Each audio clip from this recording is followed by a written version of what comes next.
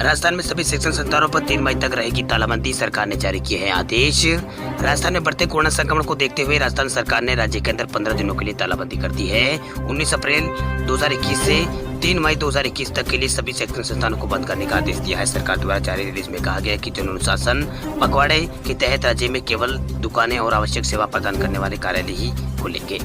वही आपको बता दें कि राजस्थान में शिक्षकों को घर से ही काम करने और परीक्षा परिणाम तैयार करने के लिए निर्देशित किया गया है। शिक्षकों को स्टूडेंट के साथ संपर्क में रहने और स्माइल 1 और स्माइल 2.0 ऑनलाइन कार्यक्रमों के माध्यम से मूल्यांकन जारी करने के लिए कहा गया है। वही राज्य सरकार के आदेशों के अनुसार राजस्थान में प्रवेश करने वालों को यात्रा से 72 घंटे की पहले की जारी नेगेटिव RT-PCR टेस्ट यहाँ पर दिखानी होगी राज्य के अंदर एंट्री करने से पहले। वही राजस्थान सरकार ने 16 अप्रैल से पूरे राज्य में नाइट कर्फ्यू यहाँ पर लगा दिया था और 30 अप्रैल तक के लिए सभी शिक्षण संस्थानों को बंद करने का आदेश दिया था। कुछ संस्थानों को भी बंद करने का ऐलान किया था सरकार ने। सिनेमा हॉल, मल्टीप्लेक्स और सिनेमा, इसके अलावा यहाँ पर मनोरंजन पार्क संबंधित सभी गतिविधियों को बंद करने का आदेश दिया था। आपको बता दें कि राजस्थान में पिछले 24 घंटों में कोरोना के 10,000 से भी ज्यादा नए कोरोना के सामने ऐसे देखते हुए सरकार ने ये बड़ा ऐलान किया है। बात करते हैं अगली खबर की, तो राजस्थान में 1,77,000 करोड़ के नए निवेश पर मोहर, 40,000 नए रोजगार मिलेंगे। राजस्थान के मुख्यमंत्री अशोक गहलोत की अध्यक्षता में निवेश बोर्ड की पहली बैठक में 1,67,000 करोड़ रुपए के निवेश प्रोजेक्ट पर मोहर लगी है। वही कोविड महामारी के कारण वैश्विक चुनौतियां होने के बावजूद राजस्थान सरकार निवेशकों को राज्य में आकर्षित करने में सफल रही है। राजस्थान सरकार के निवेश हितैषी यहाँ पर फैसलों से 40,000 से ज्यादा नए रोजगार की संभावना राजस्थान के अंदर बनेगी। वही इन रोजगारों के अवसर में केवल यहाँ पर अक्षय ऊर्जा क्षेत्र ही 90% रोजगार प्रदान करेगा।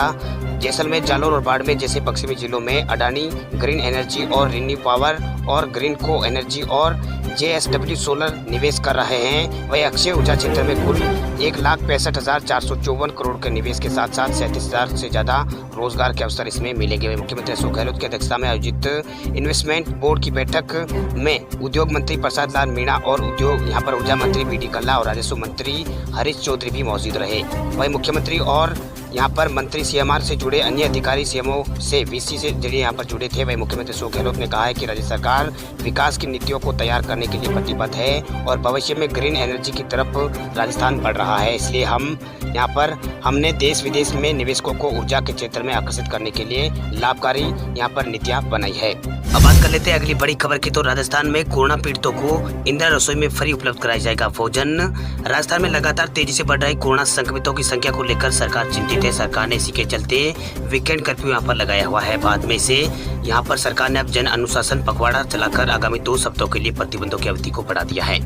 इसके साथ ही सरकार ज्यादा संक्रमितों वाले शहरों में अधिक यहाँ पर सख्ती करने की तैयारी में है। प्रदेश भर में विभिन्न अस्पतालों में बड़ी संख्या में कोरोना संक्रमित मरीज भर्ती है। वही अस्पतालों के साथ ही बड़ी संख्या में कोरोना संक्रमितों को कोविड सेंटर से और आइसोलेशन सेंटर में रहना पड़ रहा है। ऐसे में इन मरीजों को पौष्टिक भोजन उपलब्ध कराना बड़ी चुनौती है, लेकिन सरकार ने अब इस चुनौती से निपटने के लिए कमर कस ली है। इस चुनौती से निपटने के लिए सरकार ने इंदिरा रसोई का सहारा लेने का फैसला किया है। वही स्वायत्त शासन मंत्री शांति धारीवाल से मिले निर्देश के बाद विभाग के निदेशक दीपक नंदी ने इस संबंध में राज्य के सभी शहरों के निकायों को आदेश जारी कर दिए हैं। आदेश के तहत सभी निकायों के इलाकों के स्वास्थ्य अधिकारियों को कोरोना सेंटर्स के प्रभारी की ओर से दी गई सूचना के अनुसार इन केंद्रों पर इंदिरा रसोई से निःशुल्क पौष्टिक भोजन उपलब्ध करवाएंगे। वही भोजन वितरण की जिम्मेदारी संबंधित स्वास्थ्य अधिकारी की होगी और कोरोना सेंटर प्रभारी की ये जिम्मेदारी होगी। राजस्थान में आज फिर से सक्रिय होगा पश्चिम विक्षोभ, कई इलाकों में बारिश के हैं आसार।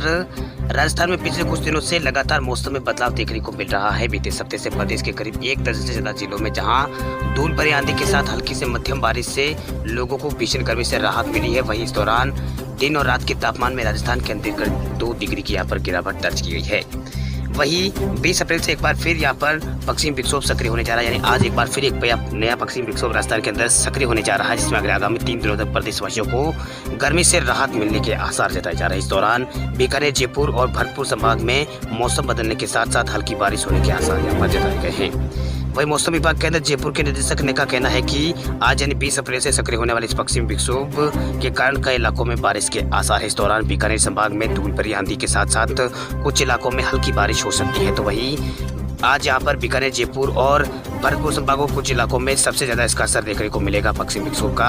वह इस दौरान करीब 50 किलोमीटर प्रति घंटे की रफ्तार से इन इलाकों में हवा चलने के आसार यहाँ पर जताए गए हैं। वहीं इन इलाकों में मध्यम से तेज बारिश होने की भी संभावना जताई गई है। वहीं कल की बात करें तो कल जयपुर, भरतपुर और जो आसपास के जिले हैं इनमें यहाँ पर पश्चिमी विक्षोभ का असर रहेगा। इस दौरान यहाँ पर अधिकतर जिलों में दिनों रात के तापमान में गिरावट दर्ज की जाएगी। वहीं 22 अप्रैल को एक बार फिर राजस्थान के अंदर मौसम साफ रहने के आसार यहाँ पर जताए हैं। एक बार फिर राजस्थान में तापमान बढ़ने के आसार जताए जा रहे हैं। अब जान लेते हैं राजस्थान के कोविड अपडेट को। तो राजस्थान में पिछले 24 घंटों में 10,514 नए केस आए हैं सामने। 42 लोगों की हुई है मौत।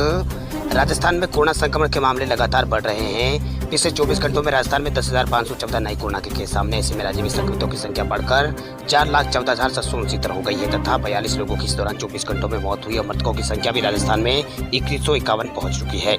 वहीं राज्य में उपचाराधीन मरीजों की संख्या बढ़कर 77,387 हो चुकी है। वहीं अधिकारियों ने बताया है कि कल यहां पर रिकॉर्ड 10,514 नए केस सामने आने के बाद राज्य में कुल संक्रमितों की संख्या 4,14,869 हो गई है, जिसमें 77,387 फिलहाल उपचाराधीन यानी कोविड के जो एक्टिव केस है ये फिलहाल यहाँ पर बचे हैं। वहीं पिछले 24 घंटों में जयपुर में 1963 नए कोरोना के केस सामने आए। इसके अलावा जोधपुर में 1695, कोटा में 1116 और उदयपुर में 1001 मामले सामने आए। इसके अलावा भीलवाड़ा में 550 और अलवर में 546 और अजमेर और बूंदी में 350 साढ़े 300 मामले सामने आए। इसके अलावा बीकानेर में 350 और बीकानेर में 330 आए थे और डूंगरपुर में 201 केस सामने आए हैं। अब बात कर लेते हैं अगली बड़ी खबर की। तो अंतर्राष्ट्रीय बाजार में कच्चे तेल के दामों में वृद्धि, लेकिन देश में नहीं बढ़े हैं पेट्रोल और डीजल के दाम। अंतर्राष्ट्रीय बाजार में लगातार यहाँ पर तेल की कीमतें हैं जो बढ़ती जा रही है, लेकिन आज यहाँ पर लगातार आज भी सरकार ने लगातार आज यहाँ पर राहत दी है। आज भी पेट्रोल डीजल के दाम नहीं बढ़े हैं। आपको बता दें कि इससे पहले गुरुवार को पेट्रोल के दामों में 16 पैसे प्रति लीटर की कटौती हुई थी और 30 मार्च को भी 22 पैसे की यहाँ पर डीजल की दामों में और 23 पैसे यहाँ पेट्रोल के दामों में कटौती हुई थी। आपको बता दें कि नई कीमतों से मतलब जो तेल की नई कीमतें हैं वो हर रोज सुबह 6 बजे जारी की जाती है। हालांकि इंटरनेशनल मार्केट में कच्चे तेल के दाम लगातार बढ़ रहे हैं। आज क्रूड ऑयल $66 प्रति बैरल जा पहुंचा है। इसके बावजूद भी देश में पेट्रोल डीजल के दाम नहीं बढ़े हैं। वहीं देश के अलग अलग शहरों में लगातार पेट्रोल डीजल के दाम स्तर है। लगातार ये 4-5 दिनों से स्तर बिल्कुल एकदम स्तर है, पेट्रोल डीजल के दाम नहीं बढ़े हैं। वहीं देश के अलग अलग शहरों में यहाँ पर डीजल के जो दाम है वो यहाँ पर एक स्तर पर रहे हैं। वहीं आगामी दिनों में यहाँ पर अगर अंतर्राष्ट्रीय बाजार में इसकी कीमत बढ़ती है तो देश में भी पेट्रोल डीजल की कीमत बढ़ सकती है, ऐसी संभावना है। चलिए बात करते हैं अगली बड़ी खबर की। तो पब्लिक वाईफाई इस्तेमाल करते हैं तो हो जाइए सावधान, बैंक अकाउंट में इस तरह सेंध लगा रहे हैं हैकर्स। आजकल फ्री वाईफाई का चलन बहुत तेजी से फैल रहा है। सरकारें लोगों को सुविधा के लिए हर जगह जगह यहाँ पर वाईफाई उपलब्ध करा रही है। हॉटस्पॉट के जरिए वाईफाई की सुविधा फ्री में मिलती है, लेकिन मुफ्त में मिलने वाली ये सुविधा आपके गले की फांस भी बन सकती है। फ्री वाईफाई के चक्कर में आपको अपनी जमा पूंजी गंवानी पड़ सकती है। हैकर्स आपके खाते से पैसे उड़ा सकते हैं। शॉपिंग मॉल्स और कॉफी हाउस और लाइब्रेरी और पब्लिक ट्रांसपोर्ट में फ्री वाईफाई आजकल आम बात है। लोग मुफ्त में इंटरनेट का इस्तेमाल करते हैं। कुछ इसी तरह का इस्तेमाल हैकर्स भी यहाँ पर करते हैं, जिनकी निगाहें लोगों के खाते पर होती है। दरअसल हॉटस्पॉट के जरिए मिलने वाले वाईफाई को एक साथ लाखों लोग इसका इस्तेमाल करते हैं, इसलिए इसे सुरक्षित तरीका नहीं माना जाता है। खासकर ऐसे काम में जब आप किसी को ऐसे काम में जब सभी ट्रांजैक्शन मोबाइल से किए जा रहे हैं। वह मोबाइल से फ्री वाईफाई का इस्तेमाल करते वक्त हम भूल जाते हैं कि इसका जो एक्सेस है कोई भी ले सकता है। यानी फ्री वाईफाई में हम यह भी चेक नहीं करते हैं कि इंटरनेट कितना सुरक्षित है या हॉटस्पॉट कितना भरोसेमंद है। पब्लिक वाईफाई नेटवर्क में हैकर्स अक्सर यहाँ पर एक्टिव रहते हैं। इसके जरिए अलग अलग यूजर्स की जानकारी उससे मिलती रहती है। कुछ हैकर्स लोगों को झांसा देने के लिए फ्री वाईफाई हॉटस्पॉट भी बना लेते हैं, जो लोग इन हॉटस्पॉट के शिकार में आते हैं उनके यहाँ पर जरूरी फाइल और मोबाइल के जरिए जो उसके मोबाइल के अंदर जो डाटे होते हैं उसको यहाँ पर चुरा लेते हैं। मतलब इसको बैंक जो भी जानकारी है बैंक वगैरह की डाटा पर्सनल जानकारी वो चुरा लेते हैं। इसे बचने के लिए सिर्फ यही उपाय है कि जब भी फ्री वाईफाई का इस्तेमाल आप करें तो किसी प्रकार का ट्रांजैक्शन ना करें। किसी भी पब्लिक इंटरनेट नेटवर्क के माध्यम से बैंक से जुड़ा कोई भी काम नहीं करें। मतलब अगर आपके फ़ोन में अगर आप बैंक से जुड़ा कार्य कर रहे हैं तो पब्लिक वाईफाई के जरिए आप पैसा काम ना करें, अपने खुद के डाटे से इस्तेमाल करें, नहीं तो आपका अकाउंट से पैसे उठ सकते हैं। ये एक यहाँ पर सावधान किया गया है आपको।